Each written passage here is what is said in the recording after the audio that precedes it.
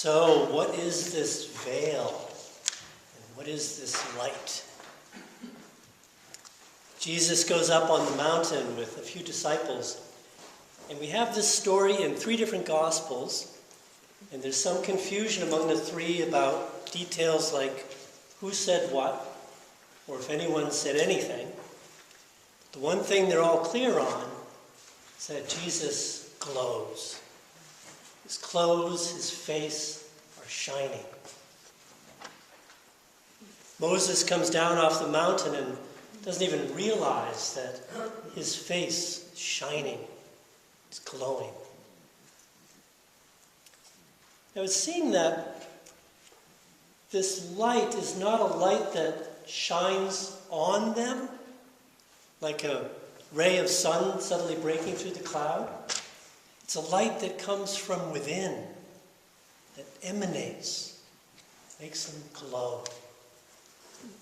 So we might wonder, is that light already there? Is that light there all the time and just glimpsed now and then?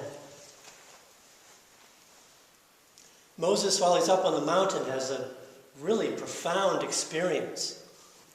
He's talking with God. Well, that's profound enough. But he says to God, "Let me see you." And God says, "You can't see my face. But here's what we'll do. You go hide in that little cleft in the rocks there, and I'll put my hand over it, and I'll pass by. And once I pass by, I'll take my hand off, and you can see my back."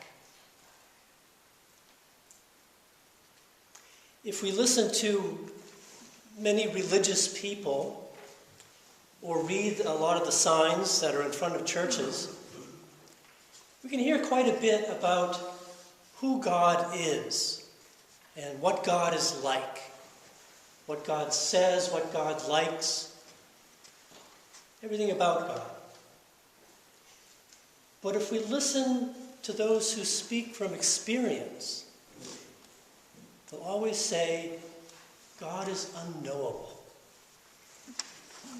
Even Moses only sees his back, whatever that means. So there's a tradition of trying to discern what God is like based on his actions. And so we come up with lists of attributes. God is compassionate. God is just. God is mercy. All well and good. But maybe another approach would be to just get near the glow, to approach the flame. For Moses, and someone like Moses, this is very exciting, to approach the flame, to get near the radiance of God. For many people, it's terrifying. And so Moses wears a veil so everyone doesn't run away. Now, in the ancient Near East, where these Hebrew traditions are arising, the Mesopotamian priests would wear the mask of a deity and then speak as that deity while wearing the mask. And I think you'll probably find this true all over the world. Across Africa, indigenous America, one puts on the mask of the deity and then speaks as a deity. So it's all the more striking that Moses takes the mask off when he speaks the words of God, and then puts it on to be among the people in the day-to-day. Maybe he's trying to protect us in some way, veiling that light.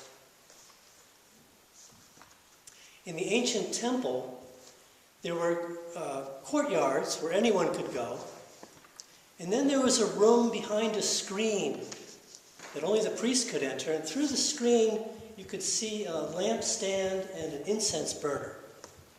And then behind that, a giant, fully opaque curtain. And behind the curtain was the Holy of Holies, the seat of the presence where God would be. Now maybe that curtain is to protect God from all the unclean humans around, or maybe it's to protect us. Maybe there's something there that we shouldn't see. Maybe there's something there that we don't want to see. Pay no attention to the man behind the curtain, right?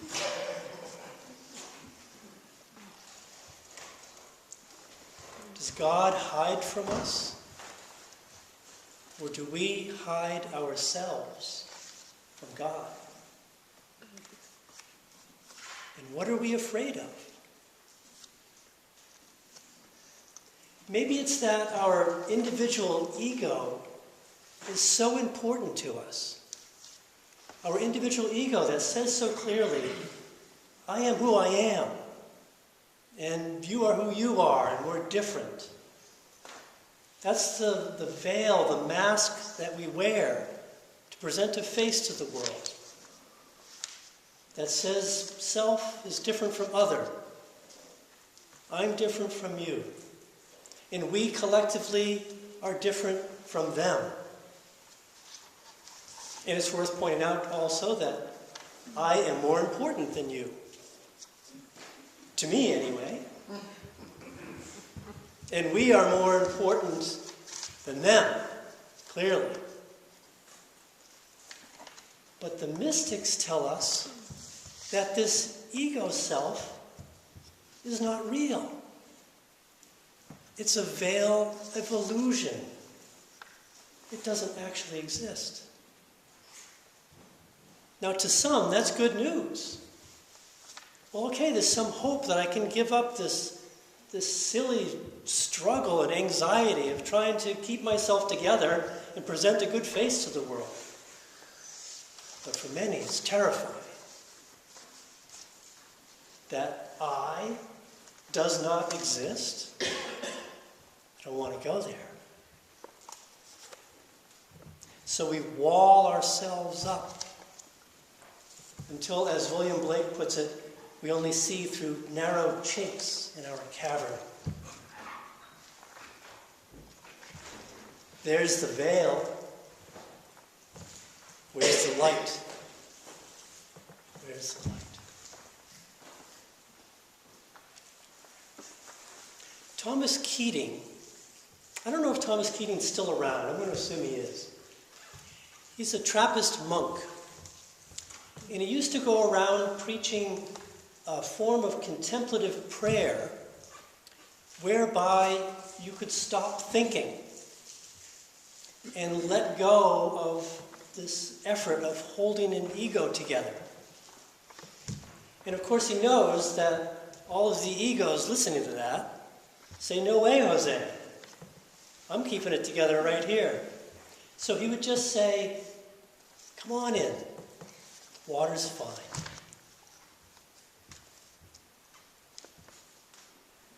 Moses comes down off the mountain with the tablets of the covenant. And prosaically, on the surface, that's a bunch of commandments about do this and don't do that. But spiritually, the Torah, the teaching, the instruction is light. And it's not forced on anyone. It's given. It's given as a gift of power. The power to receive the light. To reveal the light. As Jesus says, you are the light. So what are we waiting for?